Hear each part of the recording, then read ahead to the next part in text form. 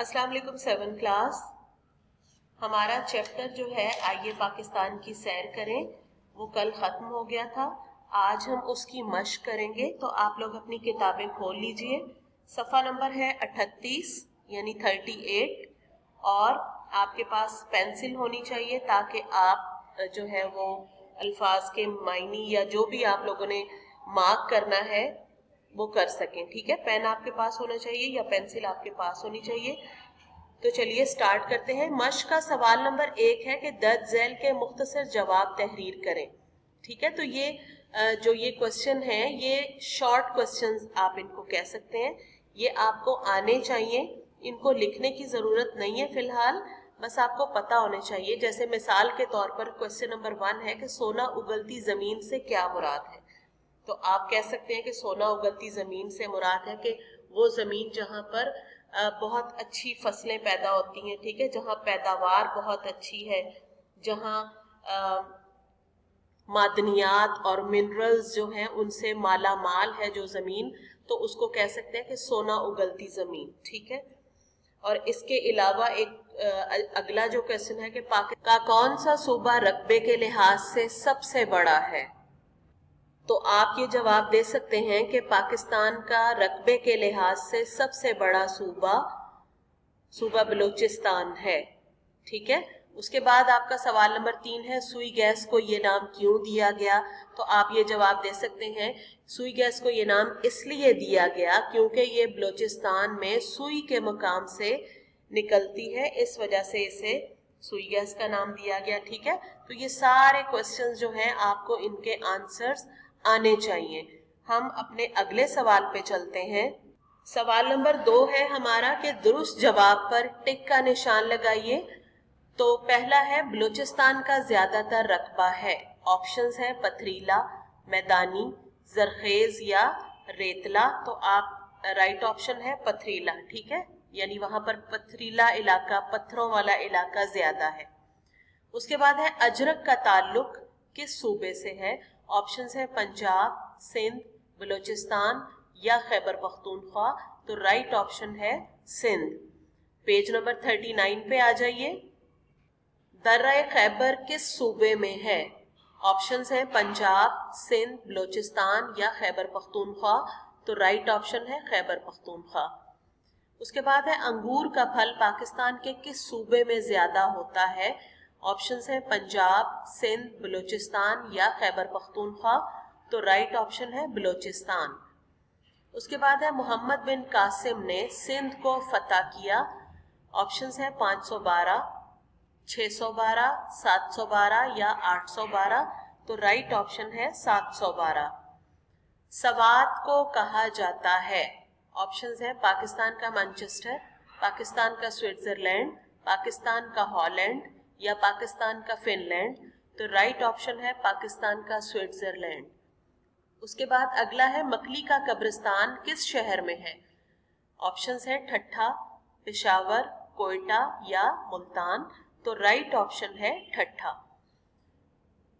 अगला सवाल है दी गई मिसाल के मुताबिक कॉलम अलिफ में दिए गए अल्फाज को कॉलम बे में दिए गए मकामात से मिलाइए और मिलाकर उसको फिर हमने कॉलम जीम के अंदर लिख देना है। ठीक है, तो कॉलम अलिफ है पाकिस्तान का दिल। तो बच्चों हमने पढ़ा है पाकिस्तान का दिल क्या है। सामने राइट ऑप्शन उन्होंने मिसाल देकर लिख दी हुई है ताकि आपको पता चले किस तरह से उसको सॉल्व करना है। तो पाकिस्तान का दिल क्या है, लाहौर। पाकिस्तान का मैनचेस्टर कौन सा शहर है, फैसलाबाद। उसके बाद है पाकिस्तान का स्विट्जरलैंड जो है वो क्या है, सवात है। रोशनियों का शहर कौन सा है, कराची। उसके बाद है पाकिस्तान का गर्म तरीन शहर कौन सा है, सिब्बी। खेलों का सामान कहाँ तैयार किया जाता है, सियालकोट में। पंखा साजी की सनत जो है वो कहाँ पर है, गुजरात में। फर्नीचर साजी जो है उसके लिए राइट ऑप्शन है चिन्योट। और कायदे आजम के आखिरी अयाम जो उन्होंने गुजारे कहाँ गुजारे, जियारत में। ठीक है, उसके बाद सवाल नंबर 4 है क्वेश्चन नंबर 4 है इन लफ्जों और मुहावरों को जुमलों में इस तरह इस्तेमाल करें कि इनका मफहूम वाज़ेह हो जाए। तो क्योंकि मुहावरे और जुमले जो हैं वो आपको कॉपी पे करवाए जाते हैं, इस वजह से अभी फ़िलहाल हम इनको छोड़ देंगे। नेक्स्ट क्वेश्चन पे आ जाइए। इन लफ्ज़ों के मुतज़ाद लिखिए। मुतज़ाद यानी ऑपोजिट या उलट। तो पहला लफ्ज़ है कुदरती, तो इसका जवाब होगा मसनूई। ठीक है, कुदरती नेचुरल को कहते हैं और मसनूई आर्टिफिशियल को कहते हैं, तो मसनूई है इसका ऑपोजिट। खुशहाली, बदहाली, जरखेज, बंजर, खुश जायका, बद जायका, फलक बोस, जमी बोस, तरक्की, तनज़्ज़ुली। ठीक है। सवाल नंबर 6 है, दिए गए जुमलों में से गलत जुमले अलग करें और इन्हें दुरुस्त करके अपनी कॉपी में लिखें।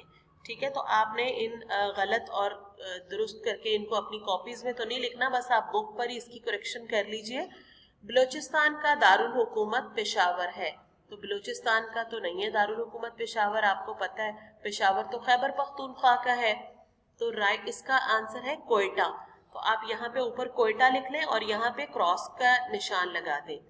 सिब्बी पाकिस्तान का सबसे गर्म शहर है, तो ये बिल्कुल ठीक है, इस पे टिक का निशान लगा दें। खैबर पख्तूनख्वा का पुराना नाम शुमाल मगरबी सरहदी सूबा था, बिल्कुल ठीक है, राइट लगा दीजिए। झील सैफुल मुलूक सूबा बलूचिस्तान में है, गलत, जबकि झील सैफुल मुलूक जो है वो सूबा खैबर पख्तूनख्वा में है। ठट्ठा सूबा सिंध का कदीम शहर है, बिल्कुल ठीक है, टिक लगा दीजिए। दर्रा खैबर सूबा पंजाब में वाक़ है, गलत है ये, दर्रा खैबर जो है वो खैबर पख्तूनख्वा में वाक़ है। मोहम्मद बिन कासिम ने राजा दाहिर को शिकस्त दी, बिल्कुल ठीक है, टिक लगा दीजिए। नेक्स्ट है, पाकिस्तान का 70% अंगूर बलूचिस्तान में पाया जाता है, क्रॉस है ये, क्योंकि 70 नहीं बल्कि 90% अंगूर जो है वो बलूचिस्तान में पाया जाता है। छांगा मांगा खुद उगाया जाने वाला दुनिया का दूसरा बड़ा जंगल है, क्रॉस है ये, राइट होगा कि पहला बड़ा जंगल है। ठीक है, उसके बाद है सवाल नंबर 7, कॉलम अलिफ और कॉलम बे में दिए गए जुमले देखिए। अब यहाँ पे 2 कॉलम दिए गए हैं, कॉलम अलिफ है और कॉलम बे है। अब यहाँ पे लिखा हुआ है, यहाँ लास्ट पे आ जाइए पहले, कॉलम अलिफ में दिए गए जुमले गलत हैं, जबकि इनके सामने कॉलम बे में दिए गए जुमले दुरुस्त हैं। ठीक है, अब हम पहले इनको पढ़ते हैं, फिर उसके बाद नेक्स्ट डिस्कस करेंगे। आपके आने से महफिल को 8 चांद लग गए, तो बच्चों ये मुहावरा है जो कि असल मुहावरा है 4 चांद लगना। ठीक है, आपके आने से महफिल को 4 चांद लग गए। ठीक है, 8 चांद नहीं बल्कि 4 चांद लग जाना होता है। हम ये नहीं कह सकते कि आपके आने से महफिल को 3 चांद लग गए, 2 चांद लग गए, क्योंकि ये गलत होगा। एक मुहावरा जो होता है उसके अकॉर्डिंग हम उसमें चेंजिंग नहीं ला सकते। ठीक है, लफ्जों में उनमें तब्दीली नहीं कर सकते हैं। ठीक है, और मुहावरा जो होता है आपको पता होगा, पहले भी आपको ये चीज बताई गई है कि उसमें किसी किस्म की तब्दीली नहीं की जा सकती, बल्कि मुहावरा अपने लफ्जी मायनों में भी इस्तेमाल नहीं होता। ठीक है, हकीकी मायनों में भी इस्तेमाल नहीं होता, बल्कि हमेशा गैर हकीकी मायनों में इस्तेमाल किया जाता है। वो नेक्स्ट हम पढ़ते हैं अगले पेज पे, तो आपको के लिए सारी बात वाज़ेह भी हो जाएगी।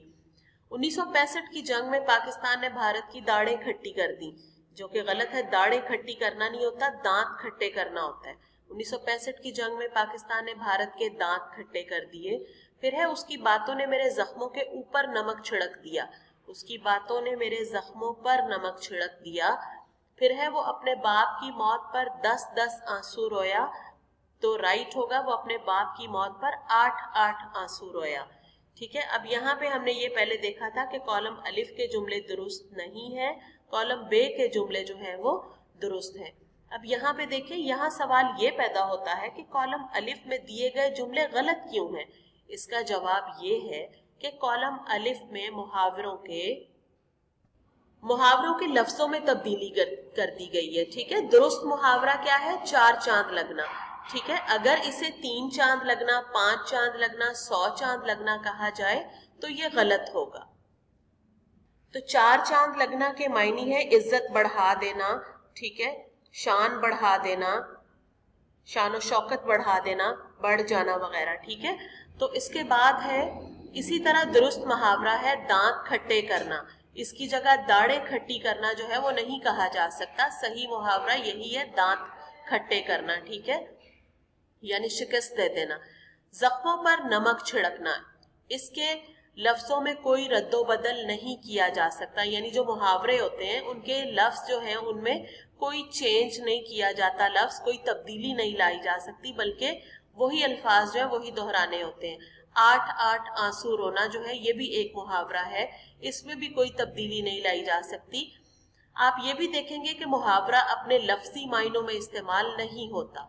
जख्मों पर नमक छिड़कने का मतलब ये नहीं है कि किसी ने सचमुच नमक लेकर किसी के जख्मों पर डाल दिया या छिड़क दिया, बल्कि असल मकसद ये है कि किसी को तकलीफ पहुंचाना, यानी किसी की तकलीफ को बढ़ा देना, ठीक है।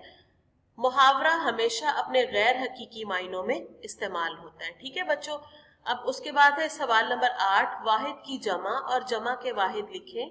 मुल्क की जमा है ममालिक, बागात का वाहिद है बाग, मनाजिर का वाहिद है मंजर, अय्याम का वाहिद है यौम, वतन की जमा है औतान और मुकाम का वाहिद है मुकामात। उसके बाद है एराब की मदद से तलफ़्फ़ुज़ की वजाहत करें। तो ये फिर जब आप आएंगे बच्चों उस वक्त आपको सही तरह से इनके ऊपर एराब लगाकर समझा दिए जाएंगे, ठीक है। उसके बाद एक लास्ट क्वेश्चन है, इस सबक में एक लफ्ज इस्तेमाल हुआ है वाक़े और एक और लफ्ज जो है वाक़या। ऐसे लफ्जों को मुतशाबे अल्फाज कहा जाता है। ज़ैल में चंद अल्फाज दिए जा रहे हैं, आप उनके मुतशाबे अल्फाज लिखिए, यानी उनके जैसे दूसरे, और लुगत से उनके मायने तलाश करें। अब जैसे एक लफ्ज है तारिक, तारिक का मतलब होता है छोड़ने वाला, ठीक है। वो आप लोगों ने एक शेर सुना होगा ना अल्लामा इकबाल का, वो मुअज़्ज़िज़ थे जमाने में मुसलमान होकर और तुम ख्वार हुए तारिके कुरान होकर, ठीक है। तारिके कुरान होना यानी कुरान को छोड़ देना, तो इस तारिक का मतलब है छोड़ने वाला, ठीक है। तो आप इसके मुतशाबे अल्फाज जो है वो लिखिए। अब यहाँ पे एक लफ्ज है हामी, हामी का मतलब होता है हिमायत करने वाला, ठीक है, मदद करने वाला। फिर ये एक लफ्ज है कमर, और कमर का मतलब होता है पुश्त, ठीक है, बैक जिसे हम कहते हैं। तो आप अपने अकॉर्डिंग जो है लुगत में से इनके तलाश करके इनके मुतशाबे अल्फाज जो हैं वो लिखने की कोशिश करें। तो उम्मीद है कि बच्चों आपको आज की मश्क अच्छी तरह समझ आ गई होगी, आपने यकीनन नोट भी कर लिया होगा। आज की आपकी डायरी यही है कि आपने मश्क जो है उसको अच्छे से सॉल्व करके उसको याद भी करना है, ठीक है बच्चों। कल मिलते हैं इंशाल्लाह अगले सबक के साथ। Thank you.